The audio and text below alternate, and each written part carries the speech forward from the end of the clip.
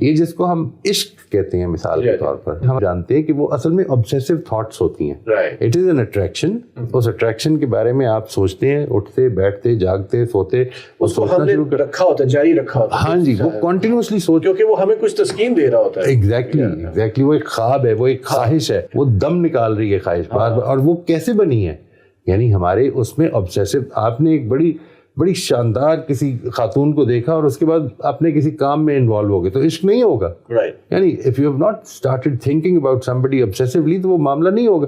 اگر آپ اس کے بارے میں obsessive thoughts رکھنے لگ پڑیں گے تو برین کے کنیکشنز ڈیولپ ہو جائیں گے. لیکن وہ جو obsessive thought ہے وہ آپ کے کنٹرول میں ہے؟ ایبسلیوٹلی کنٹرول میں ہے جی. انسان کے پاس پورا اختیار ہے کہ اس نے کیا سوچنا ہے. وہ اختیار ہم نے چھوڑا ہوا ہے. ہم نے اس کو، یہ جو جس طرح سے یہ میرے ہاتھ ہیں، میرے پیر ہیں، اسی طرح سے دماغ میرا ایک ٹول ہے.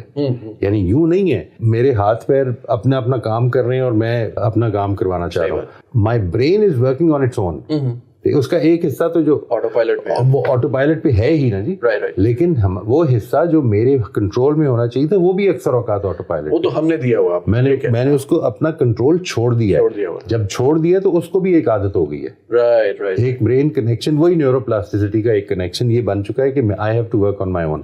میں اپنی پریکٹس سے اور محنت سے واپس لے سکتا ہوں ایک حد تک ہی صحیح. یعنی دیکھیے، انسان میں تھاٹس ٹریگر ہو جائیں گی چیزوں سے، کسی کی سجیشن سے، کسی کے وسوسے سے، کسی چیز کو دیکھنے سے تھاٹس ٹریگر ہو جائیں گی. کوئی گانا سنا آپ نے، کوئی پرانا یاد آ گئی، لیکن اب آپ نے اس یاد میں کتنا انوالو ہونا ہے یہ آپ کے کنٹرول میں.